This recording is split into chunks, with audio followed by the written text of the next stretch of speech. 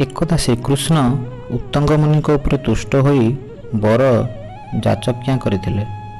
उत्तंग नम्र भाव श्रीकृष्ण को कहिथिले, प्रभु मु आपण को देखिला परे मोर मन भितर आ कोनोसी कामना वासना नाही, सबकिछि लोप पाई जाइछि, मोर कोनोसी वर प्रार्थनार आवश्यकता नाही। श्रीकृष्ण किंतु कहिथिले, ना तुमे किछि हेले माग। श्रीकृष्ण को उदारता वर देवा पई अनुरता लक्ष्य करी उत्तंग कहिथिले, प्रभु मते एई वर दियंतु, मु जेउठी थाए ना काहेकि मते तृषा लागिले मात्रे मु जल पाई परिबि अन्यायसरे। तथास्तु कहि श्रीकृष्ण चली जाइथिले। थरे जनमानव शून्य मरुभूमि देई उत्तंग यात्रा करुथांती। दीर्घ यात्रा परे तृषा अनुभव करथिले मुनि। जेउआड़े अनाइले केउठी हेले जलर संधान पाई नथिले। एही समय मन को आसीथिला श्रीकृष्णଙ୍କ वर कथा। तृष्णार्त होई जल पाई प्रार्थना करथिले श्रीकृष्ण को। किछि समय परे उत्तंग देखिबा को पाइले सम्मुख दिगरु अति कदाकार लोकटिए आसुछि तांको आड़े। तार कांधरे झुलुछि एक चमड़ा थली, परिधान अति छिंडा मैला लुगा, मुंडर केशराशि विपर्यस्त, जंगली मनीष भली बोध हेउथाए। ता सहित 5-6टा शिकारी कुकुर थांती। कुकुर गुड़िक देखा बेस हृष्टपृष्ट थिले।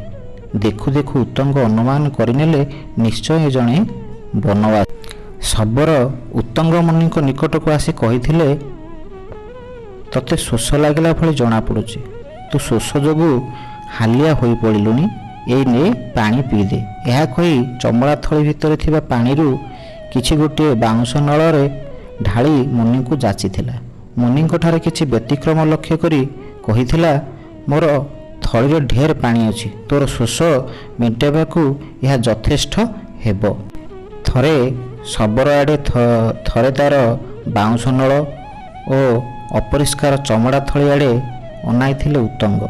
मन भितर घृणा अरुचिक चापी रखी कहिथिले, ना ना मु जल आवश्यक करूनी, मते शोष लागुनी, तुमे निज बाटरे जाइपार। शबर ता बाटरे चली जिबा पर उत्तंग श्रीकृष्ण को स्मरण करी कहिथिले, मते जे बर जचाक्य करिथिल यह कौन पाई। उत्तंग स्मरण कला मात्रे श्रीकृष्ण निज रूप धरी मुनिक सम्मुखरे आविर्भूत होइकिथिले।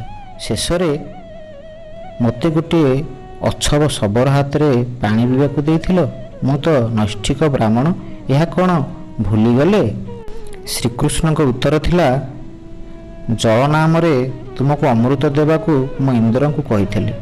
मर्त्यलोकर जणे मनीष को यह देवाकू देवराज राजी होई नथिले। मोर निवेदन रे शबर बेशरे जाई यह देवा पई राजी होइथिले।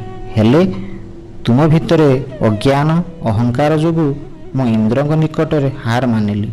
सुजोगर हाथ जड़ा कले केवल वृथा अहंकार कुरुचि को नहीं। यही पौराणिक गल्पटी जदि आपणक मन को छुईथिबो एवं भल लागिथिबो ताहले चैनल को सब्सक्राइब करिवे एवं वीडियो को लाइक शेयर कमेंट करिवे।